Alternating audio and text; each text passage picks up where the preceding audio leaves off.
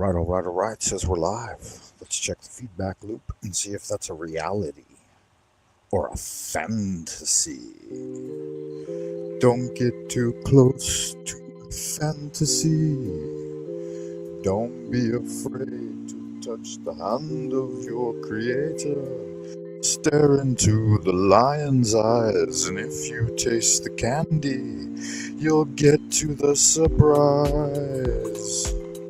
All right. Welcome to the show, everyone. Good looking out there in Happy Land. Hope y'all good looking, sexy people are doing all right tonight. It is February 6th, 2025, here in Twilight Zone, Old Peking, broadcasting from the central kingdom of the Celestial Dragon, far behind the bamboo firewall. It's time for another one. It's ice cold here, man. It's -8 on the Celsius, which makes it about, I don't know, like 20 something degrees Fahrenheit. Man, it's freezing. Looks like it's going to be an overcast day today as well. Welcome back, Wayfarer, Wizard, Warrior, Wanderer, and Wayfarer. No, that's wrong. Welcome back, Wayfarer, Wizard, Warrior, Wanderer, and Wildcat alike. Hope y'all are doing all right out there tonight. It's going to be a longer-ish show. Planning for going at least over an hour. 80 in Louisiana. Good God in heaven. I can appreciate that, man. Those are nice temperatures. I don't do well in the cold. Pebbles, something simpler. That's a cute little baby you got there. How long ago was that picture? That baby looks like it's about 6 months old right there. And someone was just saying the other day that they didn't see any babies in public recently. And so last night when I was out at Sam's Club, kind of like, you guys know Sam's Club if you're American. Anyway, it's we only have one Costco in all of China. It's in Shanghai. But here in Beijing, we got a couple of Sam's Clubs. And so I go to Sam's Clubs to buy my bulk stuff like coffee and rice, the stuff you need to survive. Anyway, so coffee went up when Trump announced the tariffs on Chinese products. The Chinese announced tariffs on American products. And it's funny because in China, like, it took less than 24 hours for them to implement high tariffs on American products. Whereas in the U.S., like Trump says, okay, yeah, we're going to increase tariffs on China, but it's probably going to take the entire year to get any type of slight adjustment. But I don't know, man. Mr. T, he's been working hard to get things done pretty fast. Like, he's been doing shit every day, which is the first we've seen in a president in a long fucking time, man. You guys know the deal. If you're Americans and not Americans. Anyway. So coffee went up pretty high, which is kind of a bummer. But yeah, it is what it is, right? You just got to roll with the punches, keep your nose to the grindstone, and don't let them take the fucking jelly out of your donut, all right? So let's go ahead and get this show started. I am Grand Wizard of the Esoteric Order of Dagon, self-appointed. Your friend and well-wisher, Frank Monday, coming at you with another one, reminding you to please hit the likes for the YouTube algabots. Keep them barking like Pavlov's dog. If this is your first time, don't let it be your last time. Hit the subscribe button. Check back often. It's not too much trouble. Leave a comment on the video once it's over. I think they say that that could help out the engagement levels. Also, it gives me something to do later on after the video's stopped. I can come back in and keep the conversation going by chatting with you guys in the comment box, which nobody really seems to do. Very seldom does that happen, but that's okay. Also, you can check me out on buymeacoffee.com/Frank Monday. Help offset some of those high coffee prices that we're seeing right now, man. Really high. They got a nice bag of coffee though. I just showed it in the Discord, so you can join the Discord if that floats your boat. Let me throw that ad up here on the relevant ticker. Yeah, so before we get to the adoration of Abraxas, I apologize. Yeah, so you could consider a one-time coffee donation or you could just check out the coffee page. There's a lot of free information on there as well. You don't have to. You don't actually have to put a little something something in the tip jar. That's just recommended. Colombian Supremo whole bean. It's Members Mark brand from Sam's Club. 100% Arabica Colombian coffee, rich and smooth. A medium dark roast, they say, and it's from Juan Valdez over at Cafe de Colombia.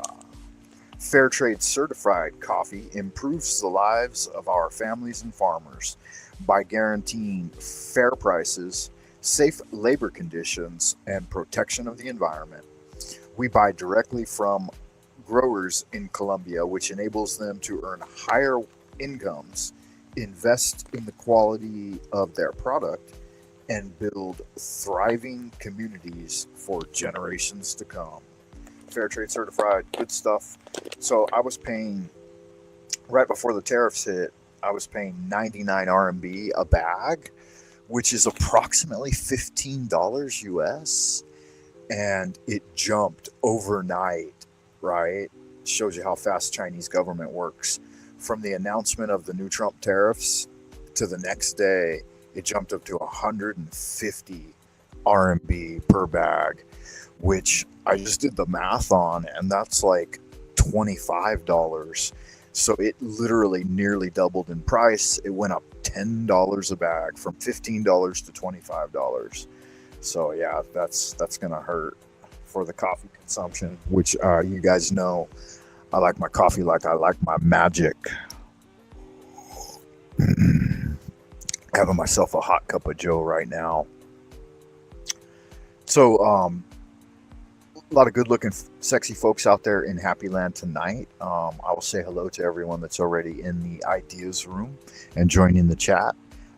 First-time newcomer, I saw you the other day. I forget exactly where we met. It might have been on Ironwork 92,000. He's got a good little show over there. If you guys haven't checked him out yet, make sure you do.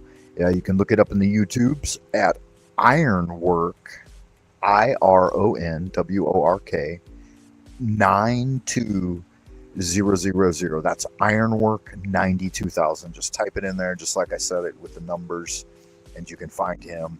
He's a good guy. He's a level-headed dude, right? He's all squared away. Level-headed dude. I enjoy his show.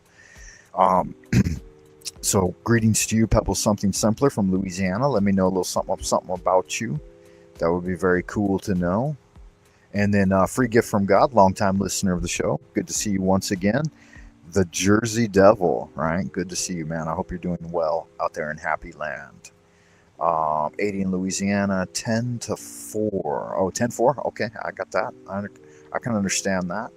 That's old CB radio talk right there. 10-4. Biggin, copy that.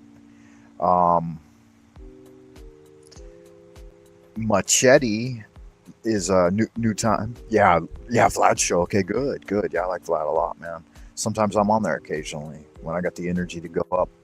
Most of the time I'm working, though. As you guys, not all of you may know, that I work as an educator in a high school academy. I teach AP Literature and AP Language at a university here, or not a university. I used to work at a university.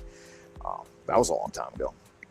But no, I work at the high school level, teach seniors literature and language and composition at the AP level. So good fun, lots of fun. Enjoy it a lot. And that's in Beijing, China. I'm originally an Angelino from Los Angeles, California. Yeah, I was raised by a Navy officer, my pops and my mom. My mom was a homemaker. But yeah, German, Irish, Jew, your brother from another mother. So Machete, welcome to the show, Machete. Yeah, so we met up on Vlad's show. Good magic. As if you guys don't know, if like I said, if it's your first time, don't let it be your last time. But I like to open each show with a short prayer, which I have taken from what is the name of that book? It's a book on magic, angelic magic, Solomonic magic. It's called the I wanted to say Arbor Melon, but it's not. It's not the magic of Arbor Melon. It's the Abati. I can't even remember the Hebrew name for it anymore. It's not actually a Hebrew book, it's a Christian book, but it was called, it'll come to me later, doesn't matter. But anyway, they have a nice little prayer in there, and I've adapted it for my own use. So if you know it, say it with me. Take a deep breath. Take a deep breath. Inhale, hold for 3, 2, 1. Exhale, and command yourself to relax. Holy art thou, Lord of the universe, the vast and the mighty one, creator of heaven and earth, maker of all things visible and invisible, master of both the light and the darkness, he who was, is, and shall be. We adore thee and we invoke thee. Send us one of your divine spiritual agents, our holy guardian angel, to protect and guide us through the innumerable snares of the earthly sphere, and a cleansing wind to disperse all negativity and endless human opinion. Teach us those secret things which we must know for the completion of the great work and the glory of thine ineffable name, Adonai. So it is commanded and confirmed. So mote it be. Amen.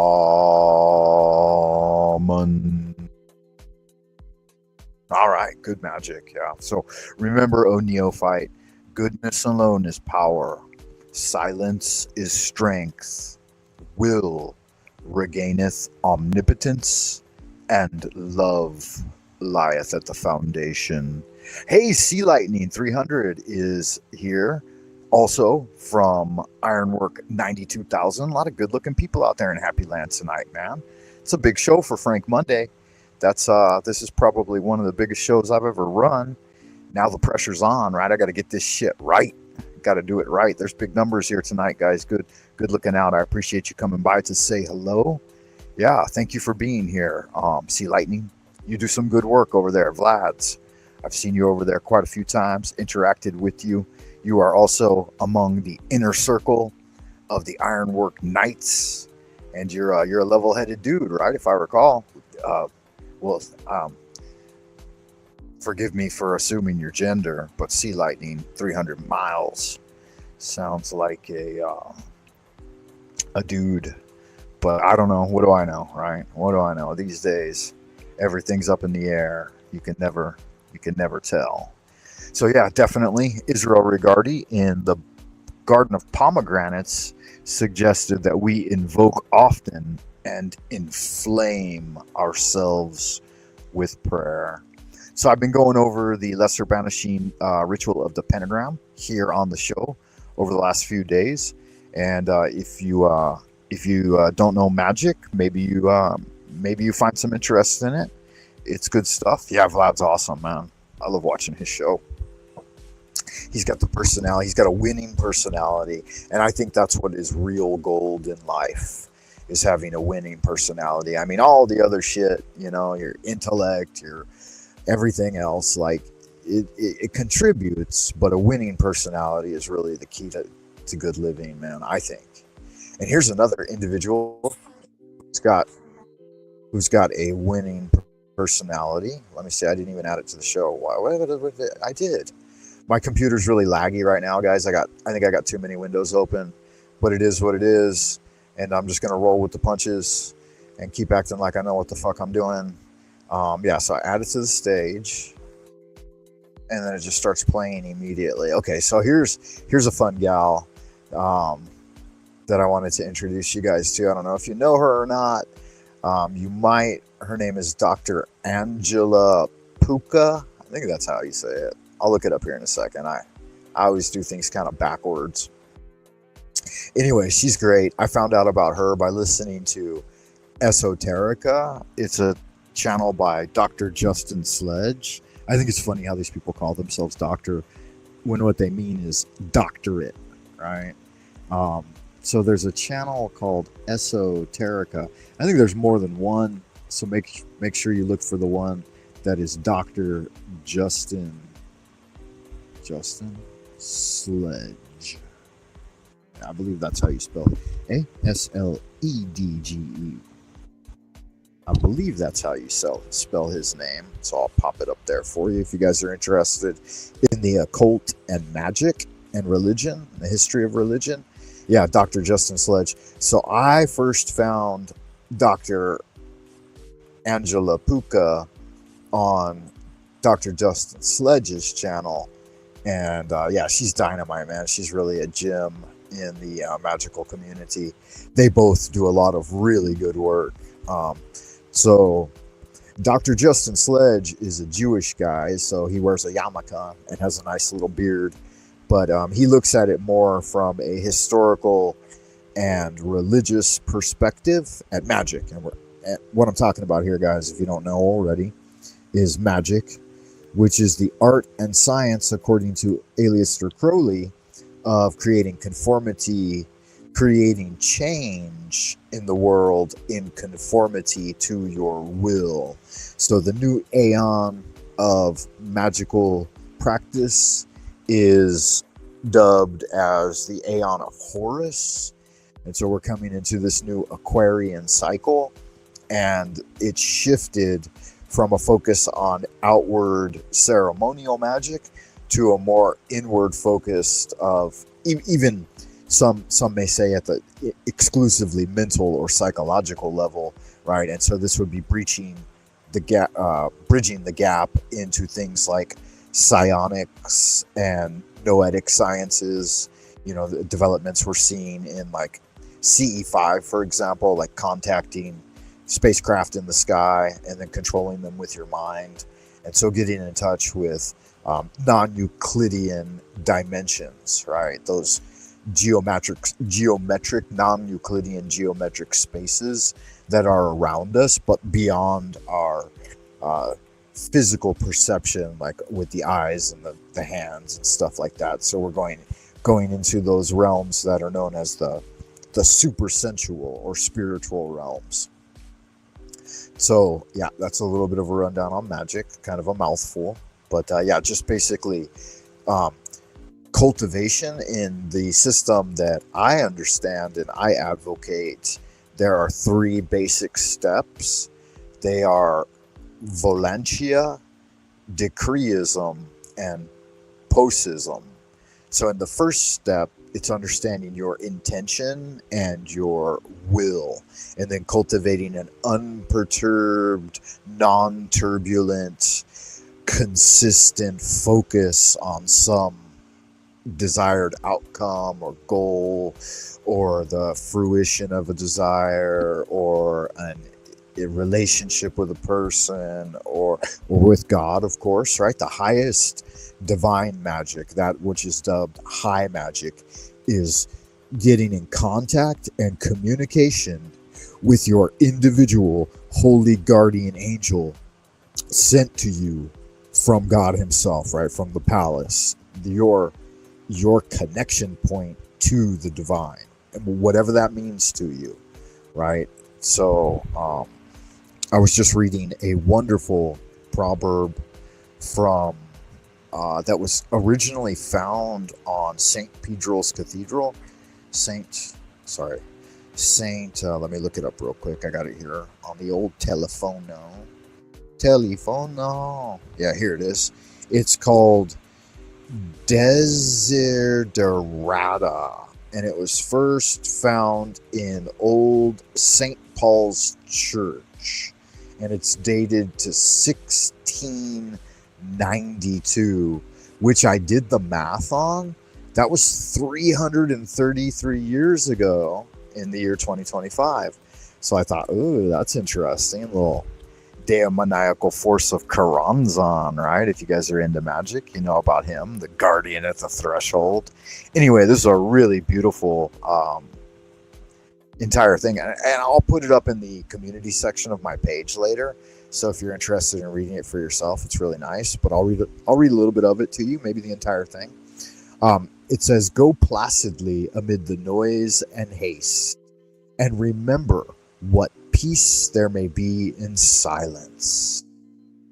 Oh, that's the first sentence of it. So nice. Take a deep breath and think about that for a moment. Hold for 3, 2, One, command yourself to relax. Yeah. Get in touch with that divine source energy.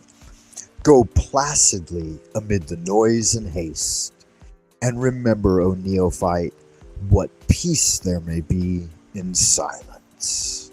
Right? It kind of reminiscent of that old song, right? Silent lucidity. In the sound of silence. That's a different song. Yeah, I got confused there. Anyway, as far as possible, without surrender, be on good terms with all persons. Speak your truth quietly and listen to others, even the dull and ignorant. They too have their story. Avoid loud and aggressive persons. They are vexations to the spirit. If you compare yourself with others, you may become vain and bitter, for always there will be greater or lesser persons than yourself. Enjoy your achievements as well as your plans. Keep interested in your own career. However humble, it is a real possession in the changing fortunes of time. Exercise caution in your business affairs, for the world is full of trickery. But let this not blind you to what virtue there is. Many persons strive for high ideals, and everywhere life is full of heroism. Be yourself, especially. Do not feign affection. Neither be cynical about love, for in the face of all aridity and disenchantment, it is perennial as the grass. Take kindly the counsel of the years, gracefully surrendering the things of youth. Nurture strength of spirit to shield you in sudden misfortune. But do not distress yourself with imaginings. Many fears are born of fatigue and loneliness. Beyond a wholesome discipline, be gentle with yourself. You are a child of the universe, no less than the trees and the stars. You have a right to be here. And whether or not it is clear to you, no doubt the universe is unfolding as it should. Therefore, be at peace with God, whatever you conceive him to be. And whatever your labors and aspirations in the noisy confusion of life, keep pace with your soul. With all its sham, drudgery, and broken dreams, it is still a beautiful world. Be careful and strive to be happy. Really wonderful, man. It's got everything in it, right? It's the whole basic equation of how to live a good life right there in just one short passage. I don't know, what would we call that? A proverb?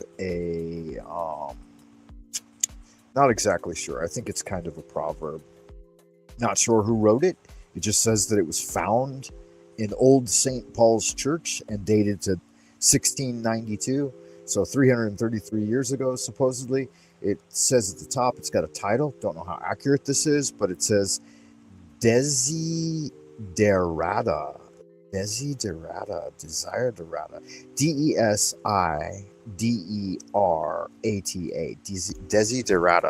Anyway, I know that I've seen it somewhere before because it's on my phone and it looks like I saved it back in like 2017. So don't know where I found it, but there it is there. Thought it was beautiful and I thought I would share it with you. Anyway, beautiful things that I enjoy sharing. Here's another one on the screen. I just looked down and saw the old, still got the StreamYard open, kind of got lost in that passage there. But let me double check to make sure we're still transmitting. You never know with China. Sometimes it drops me and I don't even know, and I keep talking for 15 or 20 minutes and none of it has been recorded. But yeah, so let me double check here on the feedback loop here on the old YouTube and see that we're still good to go.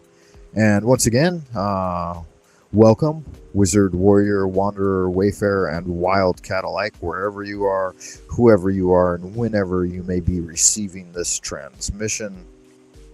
This is the Frank Monday Show. Wherever you are, whoever you are, whenever you may be receiving this transmission. This is the Frank Monday Show.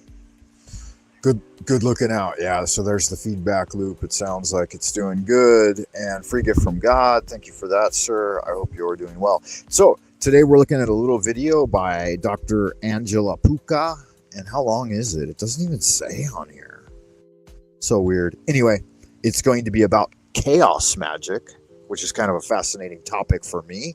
You might find some interest in it too, and you might learn a little something about it. Again, the lines are open for people who are in the Discord. So if you are on my Discord, you can just find it on the About section of my page and then scroll down. There's a link to join the Lunar Light Entertainment Discord. And I've got the link to the show there if you want to chime in. Because sometimes internet tourists get on here and try to troll. And you got to be wary of folks trying to whip out their willy backstage on the show or something. So with no further ado, Dr. Angela Puka on Chaos Magic. I will be pausing it from time to time to make commentary. Sigils, Kia, and Gnosis. Are these the core practices in Chaos Magic? Stay tuned to discover the key practical tools of a Chaos Magician.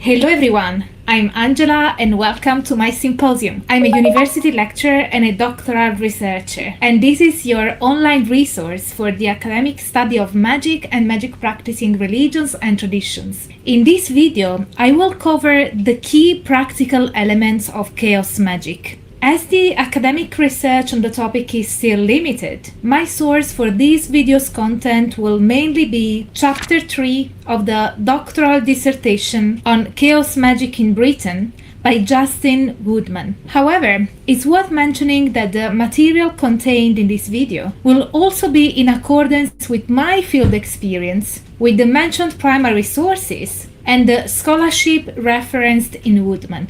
As mentioned in a previous video on the philosophical underpinning to chaos magic, this magical tradition is one which focuses primarily on getting results and experiments with different means in order to achieve the intended goal through magic. It is hence not surprising that we find practices borrowed and re-elaborated from different traditions and religions. This is not exclusive to chaos magicians. In fact, the same trend can be found across different contemporary traditions and religions practicing magic, including paganism and shamanism. However, in chaos magic, this mixture of practices is held together and reshaped by a relativistic, antinomian, utilitarian, and individually tailored ethos. As a result, the magical techniques employed by chaos magicians are ingrained within a worldview where human consciousness is the only source of meaning,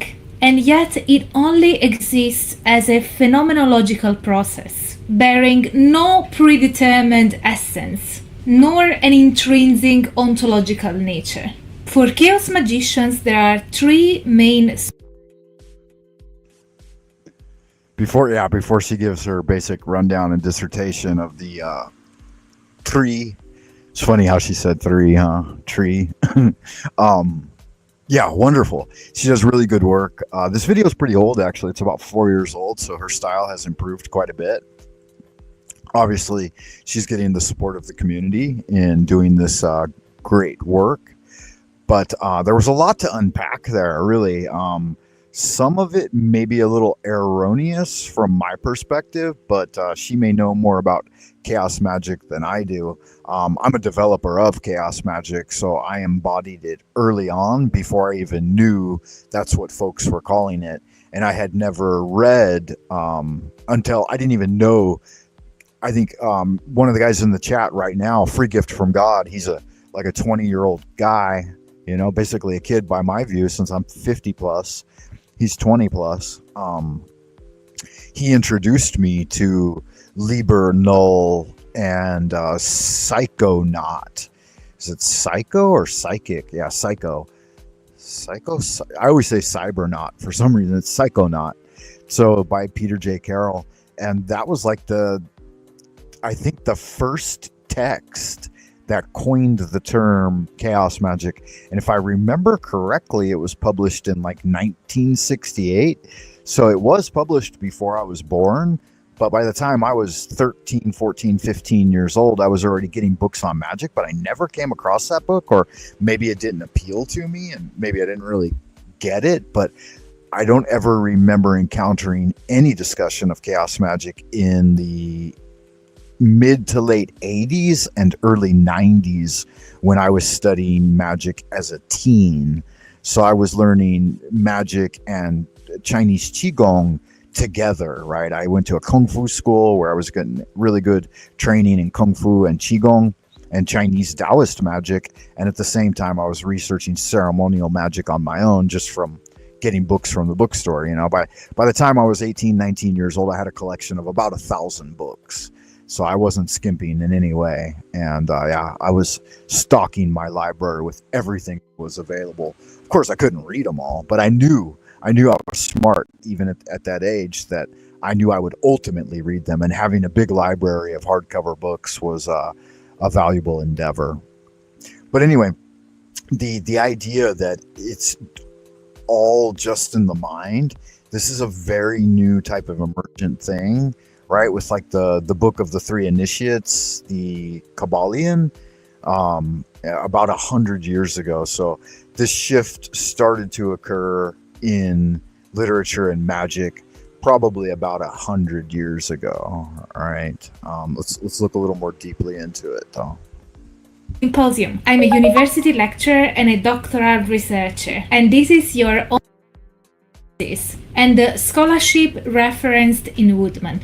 As mentioned in a previous video on So another interesting aspect that she mentions, that there isn't much research in this field, and the reason is, I would assume, is because it's very emergent. It's only 1968 to now, a little over 50 years, right? 57 years. So there hasn't been that much time. And as a young natural magician and practitioner of angelic magic, right, calling upon God for empowerment, like Solomon the Wizard King did, you know, we're following a very ancient tradition. But again, as it emerges into this new thing, we start to learn a little more about it. The philosophical underpinning to chaos magic. This magical tradition is one which focuses primarily on getting results and experiments with different means in order to achieve the intended goal through magic. Okay, that was a very good, concise statement right there, that this form of magic is focused primarily on getting results through magic. Let's hear how she said that again. And the scholarship referenced in Woodman. As mentioned in a previous video on the philosophical underpinning to chaos magic, this magical tradition is one which focuses primarily on getting results and experiments with different means in order to achieve. Okay, and experiments with different means in order to achieve this through magic. So as I put here, she's going to mention three things in this. One is sigil magic, one is Kia, which I'm not familiar with, but it sounds kind of like the Japanese word we use in karate, like spirit shouting. So I think it's going to be somehow a reference to chi, or life force, like the life force energy, the Oregon energy. And then gnosis, of course, which I learned about this word as a young man, and I embraced it immediately. Like, I knew that intuition and direct spiritual communication and things that naturally, intrinsically arise in the mind as true, right? Like your gut feelings, that those were so essential to any type of practice, whether it be magic or sports or music or art or whatever, that there was some non-local source of energy feeding things directly to us. Some might call it the fates or the furies or daemons or whatever, but they were all under the authority of God, the King. And so as a young person, right, like I kind of rallied against that idea of an old bearded man in the sky sitting on his throne. But as I got a little older and started to, be challenged by the world, and then starting to see God's fingerprint, as it were, fingerprints of the gods in literally everything, and encountered 3 like death experiences. I've literally died and been revived 3 times, different reasons, car accident, some stuff with my head, and then some other reasons. I'm not going to go into it here, but I've been in the ER and resuscitated 3 different times in my life. And so I've been in God's throne room, and I've had direct experience. So it goes beyond the belief in God, and it takes it to the level of Sufis, where I have direct knowledge of God, and I have direct knowledge, at least from the experiential level, right? Because you can't validate my experiences, and me just giving testimony isn't enough, right? You have to have your own experiential evidence, and there has to be more than that.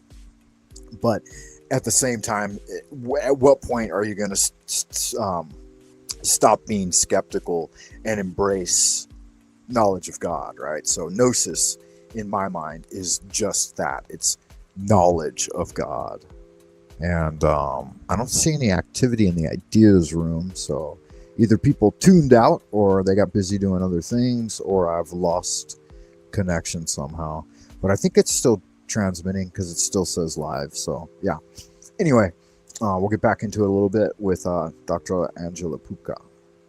The intended goal through magic. It is hence not surprising that we find practices borrowed and re-elaborated from different traditions and religions. This is not exclusive to chaos magicians. In fact, the same trend can be found across different contemporary traditions and religions practicing magic, including paganism and shamanism. However, in chaos magic, this mixture of practices is held together and reshaped by a relativistic, antinomian, utilitarian, and... Oh wow, three big words I really don't know. Let's see. And I don't know if her pronunciation is a little off, or I just don't know the words. Let's see what she said. In chaos magic, this mixture of practices is held together and reshaped by a relativistic... Relativistic? Not familiar. Antinomian. Doesn't ring a bell right off the top of my head. Antinomian against normalcy? So like hetero-orthodox, maybe? Utilitarian. Utilitarian, obviously, that's an easy one, right? And individually tailored ethos. Okay, so a combination of heterodoxed, is that correct, or hetero-orthodox? So it's orthodox and heterodox. So antinomian, and then utilitarian, and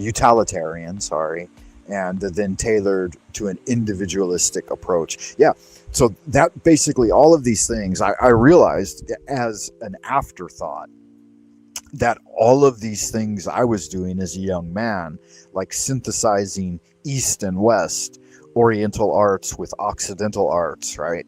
Kung Fu with ceremonial magic, and Qigong with prayer, and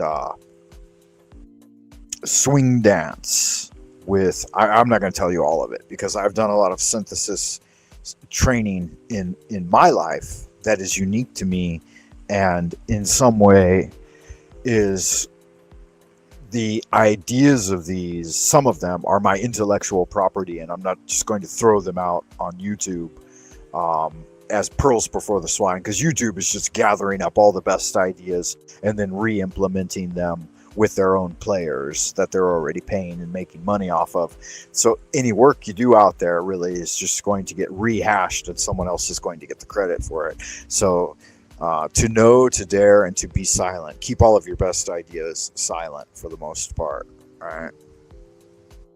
As a result, the magical techniques employed by chaos magicians are ingrained within a worldview where human consciousness is the only source of meaning.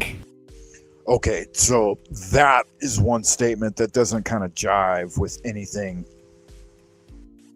that I know to be true. This seems to be, there's a whole group, a very popular group, in fact, of people out there practicing a certain type of ontology. I believe that's the correct word here.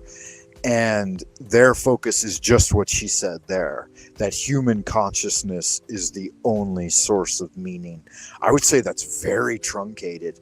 That's detaching yourself from the grander cosmos and detaching yourself from God, in fact, and putting yourself in a box like human consciousness. So just your individual human conscious, or all human conscious, or consciousness in general. I think that's a very limiting worldview.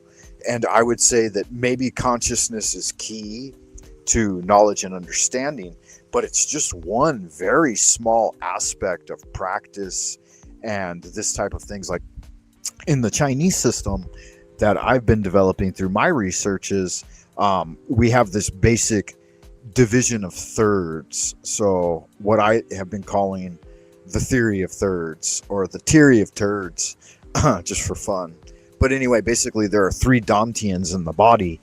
So there's the lower Dantian, which I've dubbed the infernal Dantian, or like the idea of being in the hell realm. So when demonic possession occurs, you get knocked out of the celestial Dantian, which is your head, and then pushed into your lower Dantian.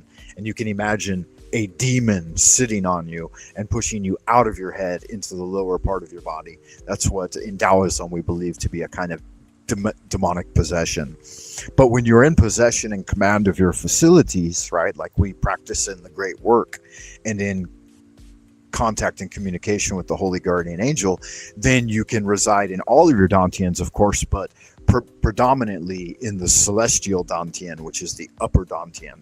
And then you have the center Dantian, which I've dubbed, and this language is entirely unique to me in talking about the Dantians this way. The center Dantian is the terrestrial Dantian.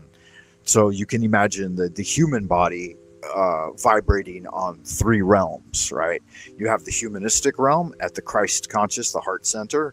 Then you have the celestial realm, which is the realm of mentation, ideation, and above that, because mentation and ideation, or ratiocination, are just one very superficial level that we can touch the supernal triad and start to contemplate it.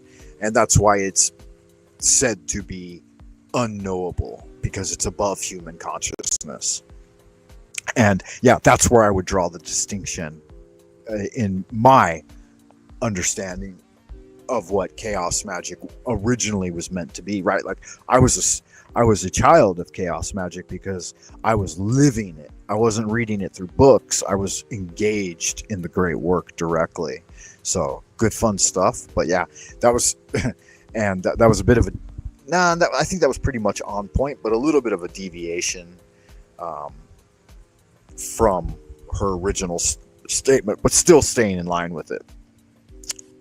And yet it only exists as a phenomenological process, bearing no predetermined essence, nor an intrinsic three main sources of knowledge: books or textual material, teachings from other peers or teachers, and of course personal experience. All right, excellent. So let's look into that a little more. Yeah, these divisions of thirds are nice, and we use them at the collegiate level. Obviously, right, a divisions of thirds is for simplicity. And so the basic process, right, when you mention a single thing, It's meant to be focused on and do a deep dive. It's in depth, right? When you divide things into dichotomies, right, into two pieces, one and two, then you're polarizing and saying you're either making a comparison or contrasting, right? You're saying these things are similar in this way, or you're saying these things are dissimilar, right? There's this and there's that, there's left and there's right, there's up and there's down. This is a false dichotomy because saying that there's just forward or backward is limited, right? Like with time, we create false dichotomies in the illusion of what in the human realm we call time. And we say, oh, okay, well, we've got the basic division of thirds. So when we go to three, the level of three, then we're triangulating in order to get orientation. All right, so if you have 3 points on a map, you can find out where you're at. And if you have, or if you have 2 points on the point you're on, right, then you can triangulate. And if you have a trinity, then you can start to triangulate and get orientation on things. So again, it's at the discursive level because there isn't just this and that, and there isn't just this, that, and the other thing.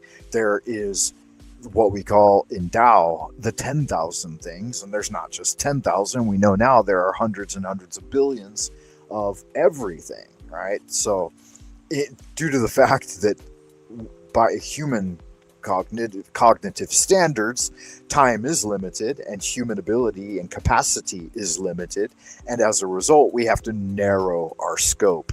So we narrow things down to ones and twos and threes and fives and eights and stuff like this, because you've got a limited amount of time and a limited amount of cognition. And at the discursive level, at the level of the critical factor or the conscious attention, you can only deal with 3 or 4 things at a time in any kind of rational manner. Whereas the subconscious mind and the unconscious mind and then the supraconscious mind, right, the God mind, can deal with everything always at the same time. And we do have that capacity to tap into that, what I call a digital database, right? If we use technological jargon. If we use religious jargon, we could call it the Godhead. And then if we use chaos magic jargon, we could call it Gnosis. Right? So texts, there's the first part. Chaos magic texts. In reality, there was only one written, right? The guy who dubbed the term, Peter J. Carroll.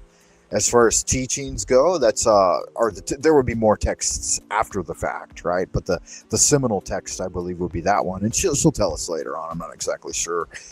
He was synthesizing people like Austin Osman Spar and Aleister Crowley, as well as others. But and I'm always fascinated how nobody gives any credit to Pascal Beverly Randolph, which his influence was huge.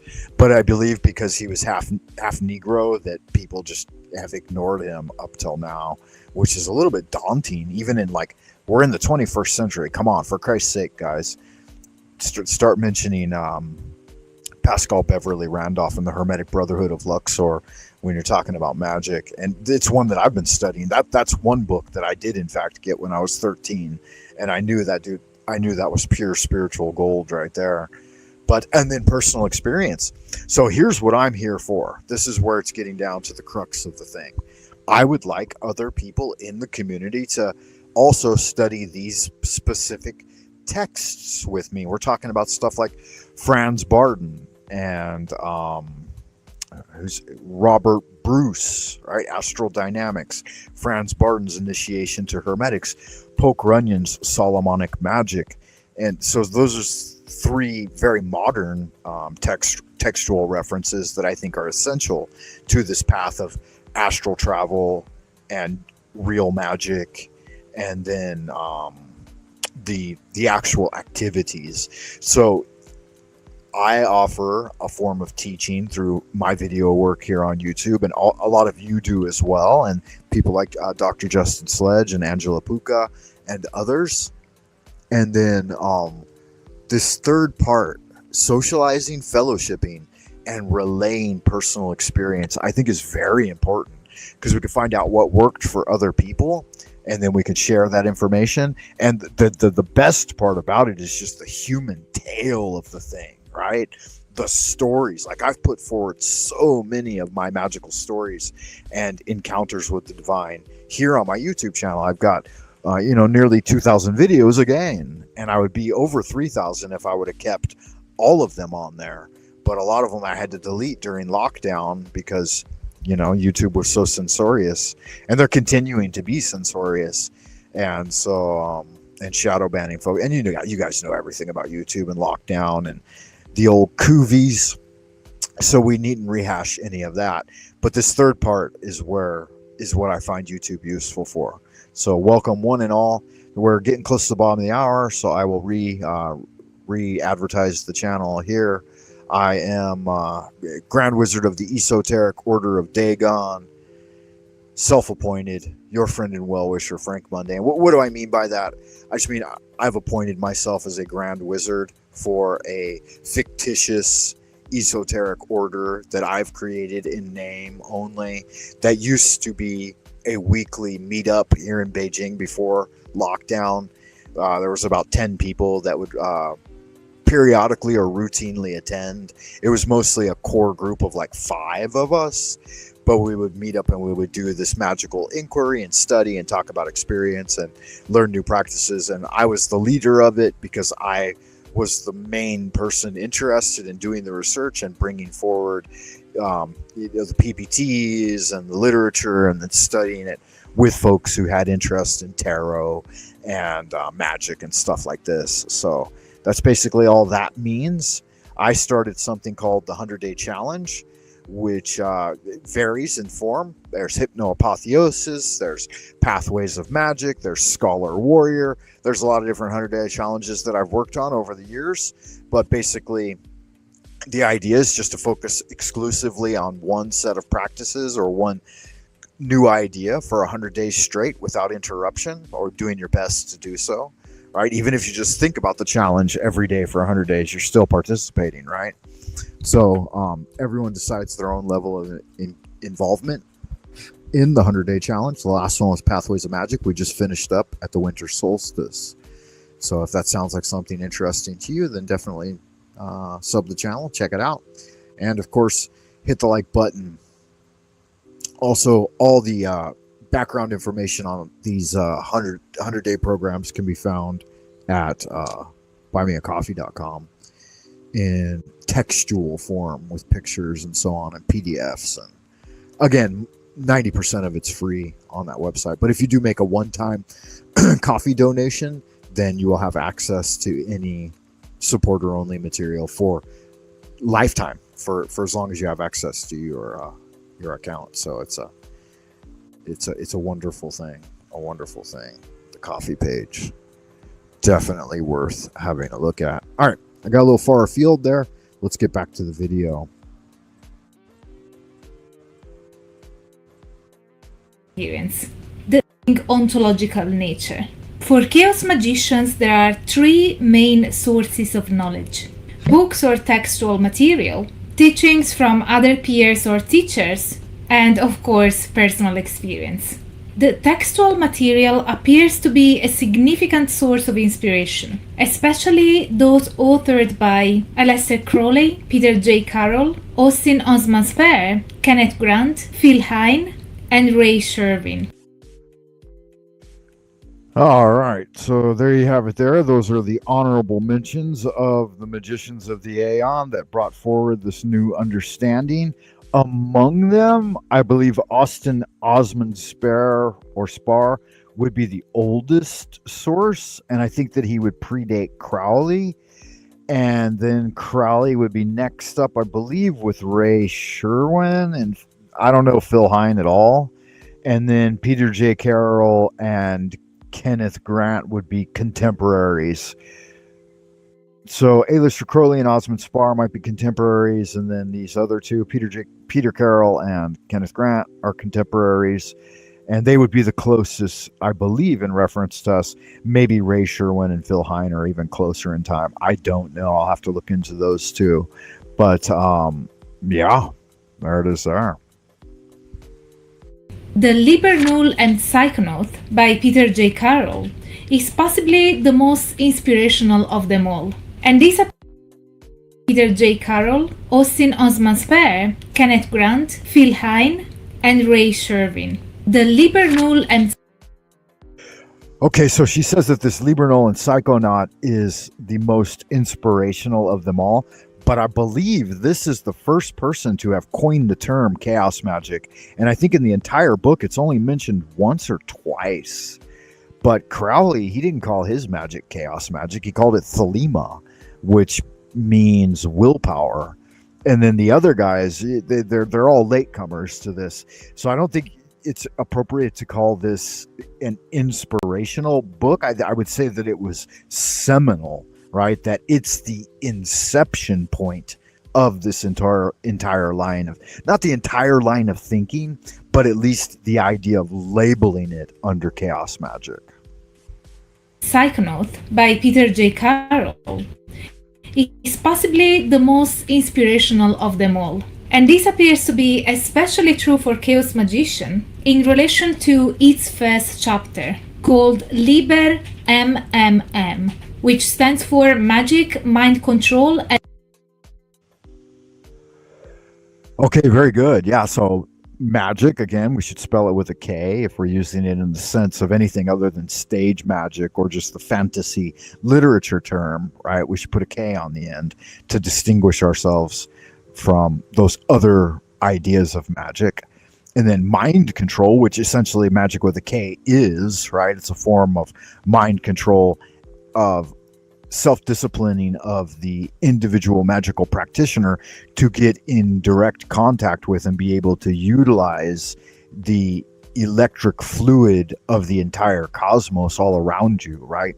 Whether that be at the mineral level or the elemental level or the levels above and beyond that, levels of mind, right? And then levels even higher, like, you know, God-like energies and forces that come down from the divine, the emanations of the Ein Sof, as it were. And then metamorphosis, this is interesting, right? Metacognition more appropriately, but the metamorphosis of the old man, the fool, the naivety of youth, and then the long path of cultivation to wisdom. So it's a metamorphosis of spirit, and a genuine metamorphosis of ultimately casting off the beautiful cocoon that's been given you by the creative intelligence, and then moving on to a new spiritual vehicle or an immortal life. And metamorphosis. This document is centered around the idea of overcoming mental conditioning, which come from one's personal experience and external inputs. It's interesting that she should mention it this way without making a reference to Robert Anton Wilson, who was also a contemporary of Rigardi and Peter J. Carroll and Poke Runyon, and Kenneth Grant as well. They all ran basically in that same Southern Californian spiritual circle of initiates.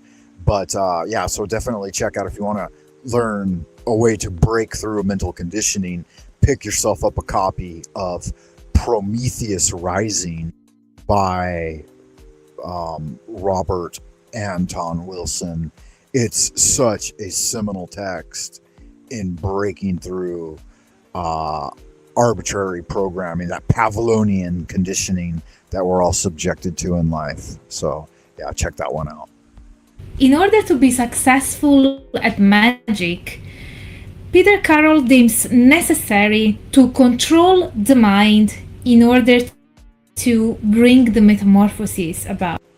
So in order to be successful in magic, he says you have to control the mind to bring about metamorphosis. But it's much deeper than that. In order to control the mind, you have to first control the body. So you can see there's an interaction between all three Danteans. You use the mind to control the body, then you use the body to control the mind, and then you can use the mind to touch and reach for spirit. Then once you make Then when you bridge the gap between mind and spirit, then the spirit will guide all three of the spheres below. You will have the Holy Ghost enter into you, right? So obviously you have this as a child, and then you lose it because you become conditioned by an arbitrary world of loss and gain, all right? And so reintroducing that is what the Christ idea of being born again means. That you're born again as a fresh spirit in your existing body and life, and you have that childlike enthusiasm again, empowering you with that divine spark. So again, first you use your mind to basically set your body aright, posture and breathing, and use that aspect of your body to influence the stability and the calming down of the mind. Then as the dust settles, you will see clearly beyond the veil. The key techniques listed in the Liber MMM aimed at achieving such a goal are motionless posture, breath control, and no mind, no thinking.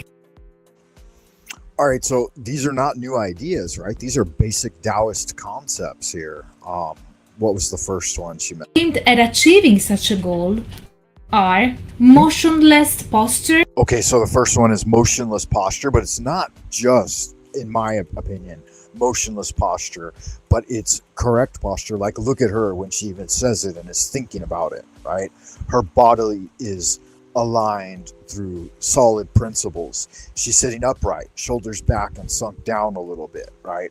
Her head is bobbing up towards heaven, and she's in a relaxed, solid posture with her spine like the tree of a trunk, right? And look at the just visceral increase in beauty, where she goes from leaning forward here. Let me show it. See how she's leaning forward a little bit, hunched over here, reading her teleprompter, and then also trying to focus on the camera and the text as well, right?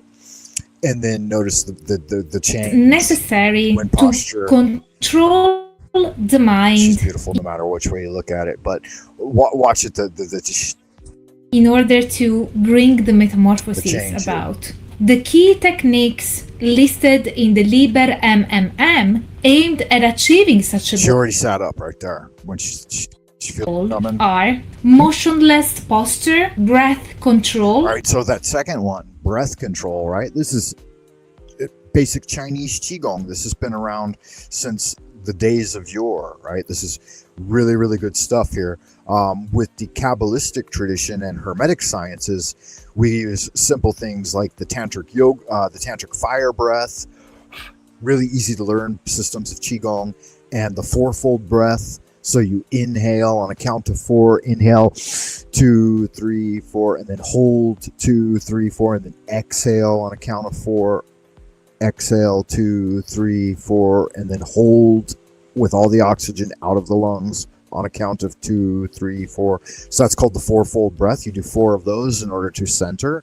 So each time you begin a new magical operation, you should cleanse yourself with the fire breath first, and then do the fourfold breath, and then return to the golden light meditation, which is natural rhythmic breathing and pulling in the sensation of that kether energy, right? The etheric energy of the crown, and down from the Ein Sof and into the body, right? The induction of the Holy Spirit with every breath. And no mind, no thinking. Okay, so this aspect of no mind, no thinking, again, this is Tao. This isn't Buddhism. Buddhism focuses on mantras and sutras and images and strange god forms, right? Taoism is the one that brought forward the idea of wei wu wei, or do non-doing and think non-thinking. So you're in a state of ideation or oscillation between the curvy line on the yin-yang symbol, right? You're embracing that both are necessary and that both are illusory, and that it's the focus on oscillating between the two and moderating excesses in either direction that you can get between those spaces. You can go between Boaz and Joaquin, right? You can walk the central path up the tree of life. These are techniques which are also found in yoga and were mentioned by Aleister Crowley too in his well-known book on magic. The idea here is to quell the mind, body and physical sensations, to get to a state where the magician exits the conventional reality to enter a meta-reality, the matrix whereby the fabric of the physical world is susceptible to be reshaped. Yeah, so this is what they were all pursuing, but breath work, posture, and meditation, those are enough, or alone are enough. However, most of these guys deviated and they started to do a lot of shamanistic drug abuse, right? Like Crowley was a heroin addict. Peter J. Carroll, he had, his obviously his downfallings as well, but they all engaged in a lot of really high level psychedelic drug use and drug abuse in order to get to the supersensual realm, which is fake, it's false, it's hollow. So you want to invigorate just with the Holy Spirit, just with breath work and posture and prayer and meditation, because that will also help you bridge the gap to the supersensual reality, but you'll be doing it in a sustainable, healthy way that promotes your physical longevity and your direct connection with divine source, and not with just drug addiction and other forms of debauchery like orgiastic sex and shamanistic rites and hooking your breasts to a palm tree and swinging in the desert breeze. None of that is necessary. So that's the main point of deviation, and that's why I reinforce the idea of an ascetic sort of Taoism in my magic, because we don't need arbitrary drugs and other forces outside of the divine spark. And if you use those other things, they don't help you. Like, they might make your divine spark burn a little brighter for a very short period of time, but it will exhaust it, and somehow you'll be selling your soul for that little glimpse into the supersensual world that you can achieve through clear, clean, G-rated techniques. And so that's I advocate the difference there. By the will of the magician. Once this state of full potential enter a meta-reality, the matrix whereby the fabric of the physical world is susceptible to be reshaped by the will of the magician. Once this state of full potential is reached, Carroll explains that a single pointed focus is needed to direct the will towards the desired end. All right, again, that's not something new. That's, in Chinese, we call this E, or the single pointed focus, is the point at the top of the triangle of triangulation, right? The triangle of art. That is where the E rises, or the critical factor, the conscious attention on something. But that single pointed focus, also we use it throughout, like hypnosis. You select an eye fixation point just slightly above eye level, right? It's another form of using your binocular vision to triangulate to a single point in order to achieve a sense of breaking through trance. It's not, hypnosis isn't the induction of trance, which we talk about trance states, but it's actually breaking through autonomous trance states and then reprogramming autonomous trance states that serve you at a greater level, like getting up every morning, doing your meditation, kung fu, prayer, all of that. You can make that, you can ingrain that into such a deep level within your being that it's not like work, right? It just happens naturally.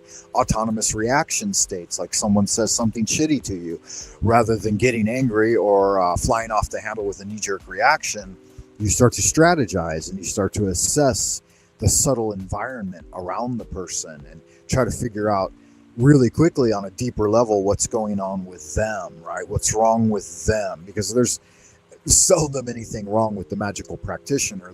But there's oftentimes something wrong with a troll or a hater, right? And so you have to realize the difference between those. And the same holds true if you get a really positive response from someone, like someone says, "Oh, you look great today," or blah blah blah blah blah, or they pay you some sort of compliment. You start to figure out what within the matrix is causing them to do this, right? Why are they responding in this manner? What is their ulterior motive there other than intention? And sometimes you'll find, very rarely in fact, there's genuineness and sincerity. And then sometimes you'll find in fact that there is the ulterior motive or the arbitrary nature of certain individuals or whole groups of individuals. But you learn to connect with the world and your fellow man, human, at a much deeper level by using these systems. After all, scattered light will never burn like the sun's rays, concentrated in one small area through a burning lens, right? Such a concentration is reached by exercising the focus on one arbitrarily chosen object. As an interesting point of fact here, a case point, monks in meditation, again, this Buddhist, Taoist, either one, can focus the eye, the lens of the eyes in a certain light conditions in a room in order to light the tip of an incense. So this refractory thing, right, that type of magic, like lighting an incense with your vision, with your gaze, is the high level, like a cat watching a mouse hole, right? This is the level that we're talking about.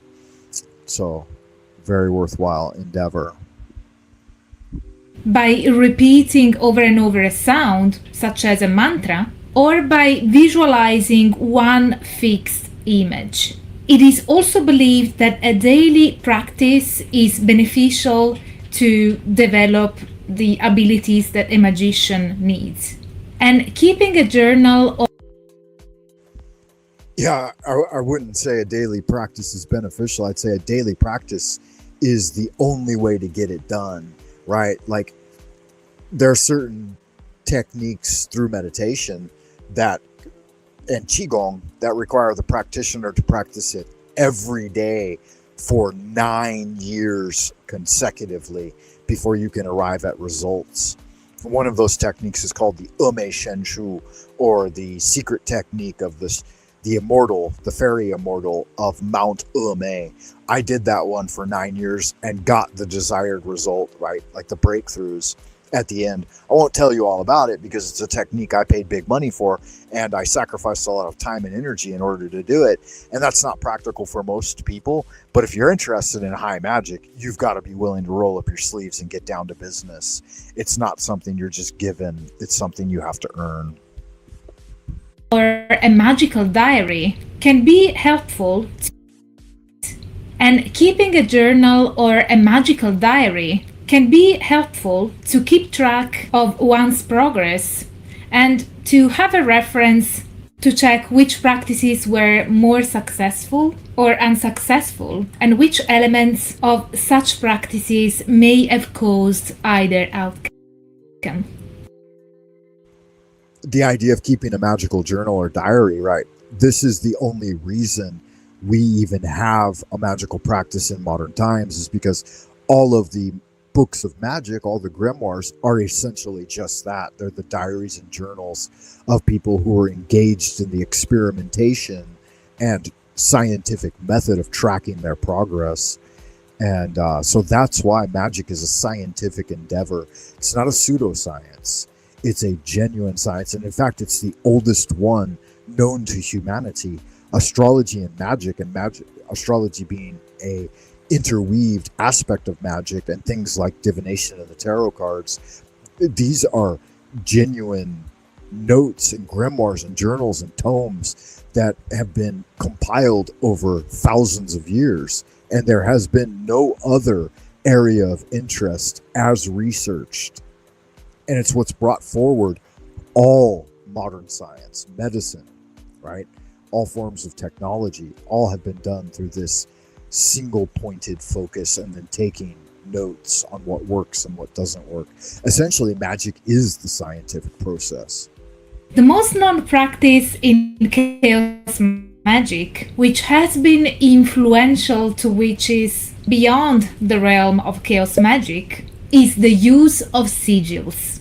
Once the magician has mastered the realm of chaos magic, is the use. She pops those names so fast in and out of the ideas there, the ideas room, that sometimes I don't catch them. Looks like everyone has moved on to other things, so I'm going to go ahead now that we're past the first hour, and I dropped the link if you want to join the conversation here on the channel. We're about halfway through Angela Bucca's video. I think there's only about 5 more minutes of things that are worth commenting on, but if you'd like to jump in and give me your 2 cents, there's the linkage. Use of sigils. Once the magician has mastered a calmed, deconditioned mind and a single-pointed focus, he or she is ready to cement or seal their will into a physical token. Yeah, so in doing sigil magic and everything she just said just now, what I would say is that you also need to have sufficient energy to do this. So in studying magic, there's a lot of things that have to be balanced, like life patterns, sleeping and waking times, diet and exercise, prayer and meditation. And you have to be gently, that's why Ume Shenshu takes 9 years to achieve the result. And so putting your chi into the pen and creating a sigil that is highly efficacious requires some diligent practice. Bring the intended change about. This is what the sigil is, and it was originally devised by Austin Osman Spare. And yeah, no, that's not correct. It was originally devised by Shang Dynasty wizards in ancient China, and various processes they would use, like the drying of ox bones near an open fire, and then putting metal into the cracks, and then pulling those sigils from the supersensual world and meditating out on them through vibrations in order to arrive at the shapes and mandalas that they could use in their sigil magic. So sigil magic dates back 5,000 years. Austin Osman Spare is the first one that brought the idea into the Western world, but it was through the study of the Oriental sciences that he was able to do this. As Goodman highlights, while many ceremonial magicians treat the magical wheel as the teleological endpoint of the spiritual progression, chaos magicians tend to identify the wheel with Kia or chaos. As Goodman highlights, while many ceremonial magicians treat the magical wheel as the teleological endpoint of the spiritual progression, chaos magicians tend to identify the wheel with Kia or chaos. In this sense, chaos magicians articulate a postmodern ideology in which the wheel does not represent the realization of one's essential spiritual nature. All right, so I would deviate from this in that. Here's how. And let me see. I think I'm the only one watching at this point, so I could see how interesting this topic is to most folks here on the Frank Monday channel. But it is what it is, right?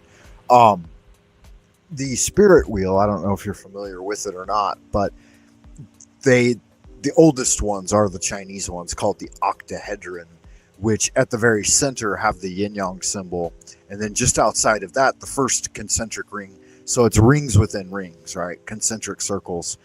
Within the first ring is the 5 elements, or the 4 powers, right? The 4 powers and the 5 elements. And then the next manifestation is the 8, right? The 4 cardinal points, and then the 5 pointed star. And then just outside of that are the subsections of the four cardinal points. So we have what is called the Bagua, or 8 trigrams. And then outside of that are the 12 zodiac, and then the 28 constellations, and then the 64 hexagrams of the I Ching outside of that. And so we have a spirit wheel that builds, and the 10 heavenly stems, I forgot that.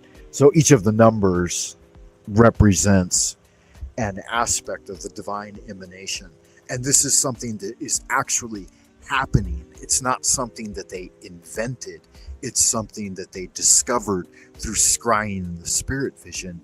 They discovered that this emanation, this code, is like it's the God force, that God is emanating this creative signature, and that we can understand it through human cognition with this mapping out of concentric circles. So it is an expression of universal energy, and it's what we call in Tao, we call it universal law.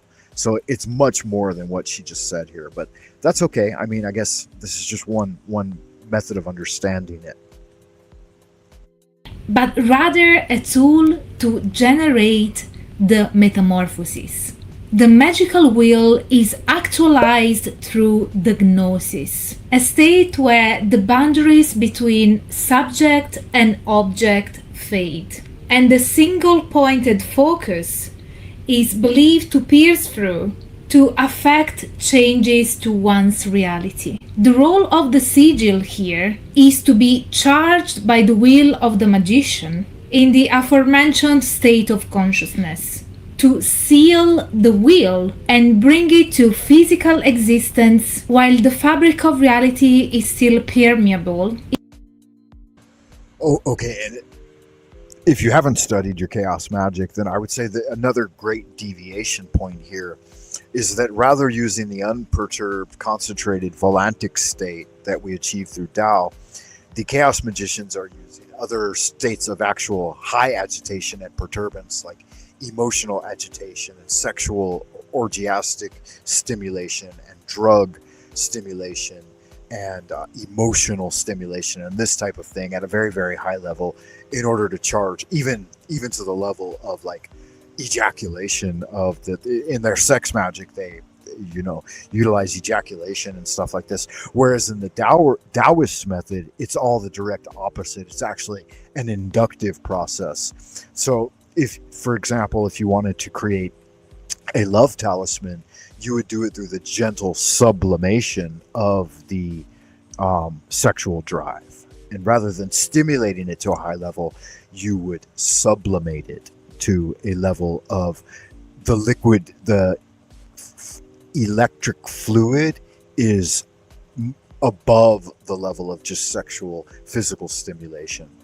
And so you could see how these opposites happen. Like with a money one, for example, you wouldn't use heavy emotion in order to stimulate and charge your sigil. You would do it through a very gentle, gradual process of focusing on the abundance in life and then connecting directly with that, again, electric fluid in the mind state, but in a form of chi that's within everything, and then learning the distinctions of the various grades of chi, right? So we have one category in the Western mind, we have the aether, right? And then we have the single idea of Oregon. But in the Chinese mind, the aether has all kinds of levels, right? And gradations. And so does the chi. There's all different kinds of chis within the body. And so this, the singular focus has to understand the gradations as well, right? The separation of the subtle and the gross. In the state of gnosis.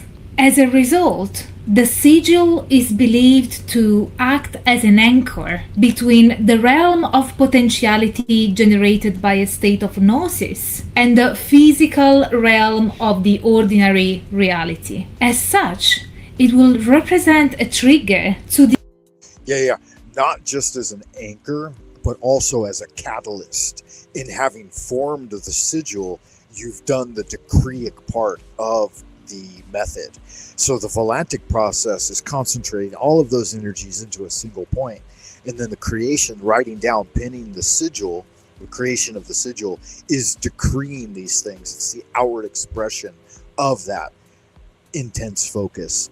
And then the paucism phase is when you get that echo back, when that thing actually returns to you. The unconscious mind of the magician, to their will with the capital W, to turn the intended potential into actual manifestation. Yeah. And it's not the subconscious mind working alone. See, this is the distinction that they miss here. And it's in part due to Jung and Freud, right? That we have the conscious and subconscious. But we actually have a gradation of levels that is much deeper than that. We have the conscious attention, known as the critical factor, or the skeptical, intellectual, focusing mind. And then sustaining that, we have subconscious, right? The subconscious aspect of the mind. And this is more inclusive. It's the intermediary that can touch the unconscious mineral part of the body, the deeply physical, tactile, the actual unconscious of everything around you. Like these materials next to me, right? This tile and glass, and that's unconscious. And then you have the superconscious, which is the realm of God, the preforms, where all of these things exist beyond our conscious realm, right? So there you go. 4 gradients, right? And the 4 worlds of the Kabbalah. But now let's see an example of how a sigil is made according to chaos magic. These are a few examples of how to create a sigil according. All right. So as she gets into this a little bit, you could see immediately that it looks like hieroglyphics, right? That this isn't something new, that we're actually studying something that's actually quite ancient. I wish to obtain the Necronomicon, right? This is one, I think this is from Austin Osman Spar himself. And then you remove all of the vowels, and then you create it into a like pictorial word form, and then you refine it so that it looks even a little more like a picture. And this one ends up looking like the tree of life with the lightning bolt coming down it, right? And then the one below is another aspect. I'm not exactly sure. It's not super clear to me what's going on there. But yeah, you can see the general idea. And if you look at ancient hieroglyphic Chinese writing, you can see that they already knew it. They were already onto something very high level, that thought forms could be put into pictures. And in the Western world, we use a semantic language, a language that is based mostly on sound with a very limited alphabet. Whereas in the Chinese system, they have a language that's pictorial. So it's based on pictures, small elemental pictures that are reducible down, just like this method, this process. So you can see the direct connection there. According to chaos magic, there are actually a few more, but these are the ones reported in the reference literature. As you can see, even in this case, we can appreciate the chaos magical philosophy, which is to strip things to their bare essential. Basically, according to chaos magic, you can create a sigil by spelling out the sentence which reflects the magician's wish, and then remove all the repeating letters, and then the remaining letters will be assembled in a way that makes a graphical image, which then becomes the sigil. The same occurs with the pictorial representation. For example, I can assume in this case it is a man with J as their first letter, and perhaps there's the intent of healing or some other intent. But even in this case, the repeating lines tend to be removed, and only the bare skeleton without all the repeating parts are stripped, so that only the essential visual element stays and then gets reassembled into a graphical sign which becomes the symbol. Then as the third example, we have the mantra. We have the formation of a mantra using a similar method to the first one, but in this case not to the purpose of creating a graphical sigil, but to the purpose of creating a mantra to be repeated. So this is it for today's episode. Before we wrap the video up, please allow creating a mantra to be repeated. All right. How fun was that? Yeah, that was good magic right there. So yeah, you can see why Dr. Angela Puka has the moxie that she does. Yeah, good fun.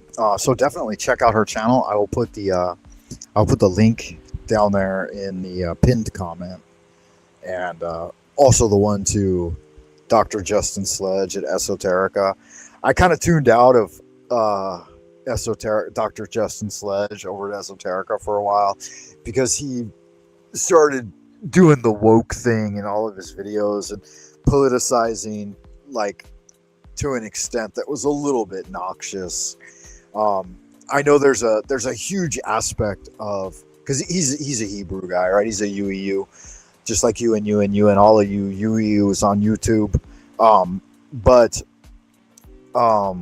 there's a Frankist school of Judaism that advocates homosexuality and transsexuality and all of these very debauchery, decadent things as an antichrist type method to usher in the new Messiah, right? So they're fiercely don't believe that Christ sacrificed himself.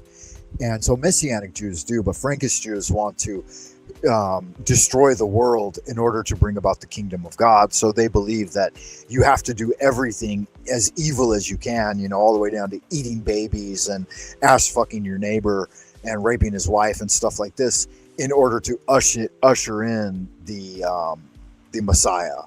And so going along that left-hand path, I find it to be very aberrant and inconsistent with reality. And I think that in all actuality, ushering in the kingdom of heaven means that you have to stabilize society and have productive relationships which are monogamous and monotheistic and based on universal law, which dictates for man and woman to be in harmony, and that sexuality is done for procreation and communion with the divine and for balancing one's energy, but not for marketing and just so many other things that are divergent from truth. And I think any rational person can see that pretty clearly.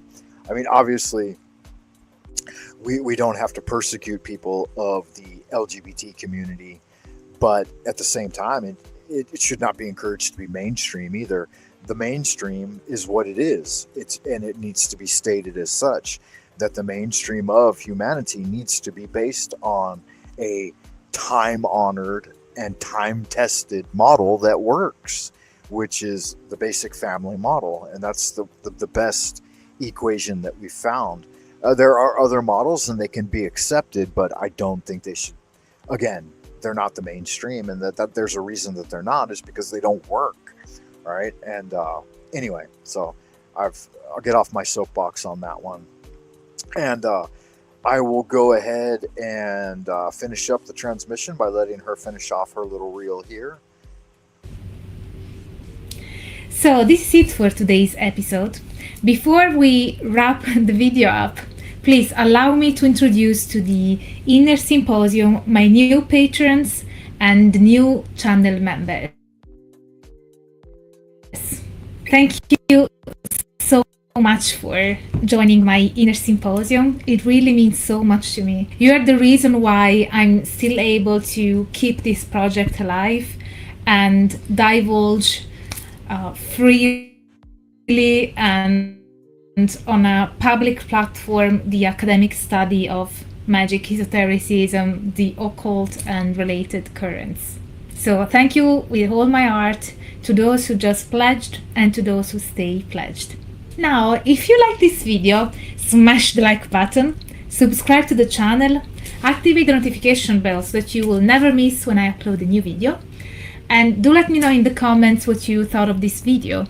What is your experience with chaos magic, and whether there's anything that you feel I missed out or that you'd like me to cover in a future video. I guess I just love to interact with you guys, and as you know, I always reply to your comments. So go down there and just leave your thoughts. Also, if you want us to grow as a community, please share my videos around. It really helps us a lot. And as always, stay tuned for all the academic fun.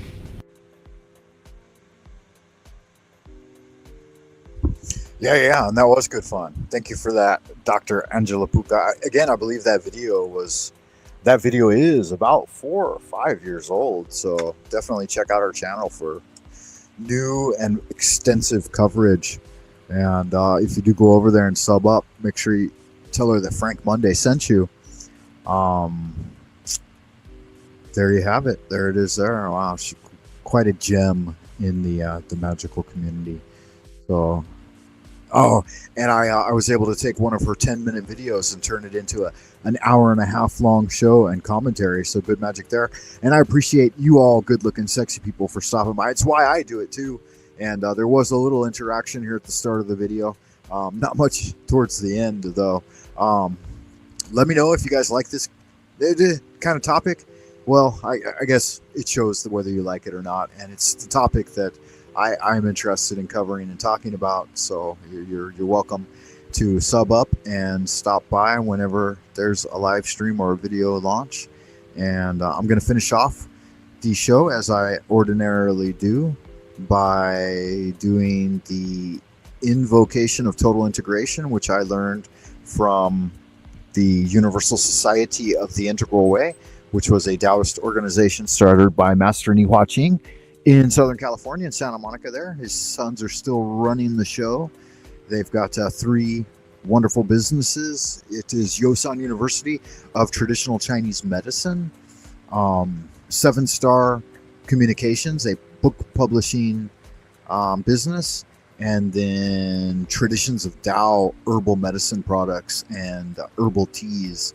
So definitely check out Taostar, TAOSTAR, Taostarcom.com. So Taostarcommunications.com. I think it's still open. I'm not exactly sure what their website is now, but it's real easy to find. Just look up any of those terms and you'll be able to find them. They got really good material on Tao and Taoist magic. So here you guys go. Put yourself into a relaxed state. Command yourself even. Enjoy that divine spark within. Take a deep breath. Hold it for 3, 2, 1, and relax.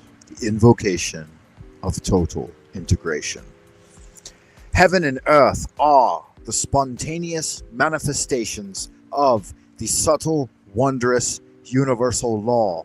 As the original oneness expresses itself, gross and subtle energies become distinctly divided. Our bodily caves are brightly illuminated by the mysterious light from the 3 sources, our 3 Dantian bridge points leading to spiritual immortality. The powerful spirits of the 8 directions conjoin our beings with the true origin of life. By the absolute order of the divine Ling Bao in the highest 9th heaven, send the positive energies of Qianluo, Danna, Dengkan, and Taishuan to destroy our spiritual obstacles and debilitate any evil influence. This order is given by the highest sovereignty. It is a jade oracle from the subtle origin. We invoke with strong sincerity to drive away the demons and evils and lengthen our healthy years. The attained spirits respond. The evil demon king, Mo is chained to stand as our guard and servant. The powerful atmosphere has been generated, dispersing all negativity. The Chi of Tao is everlasting. So it is commanded and confirmed. So mote it be. Amen.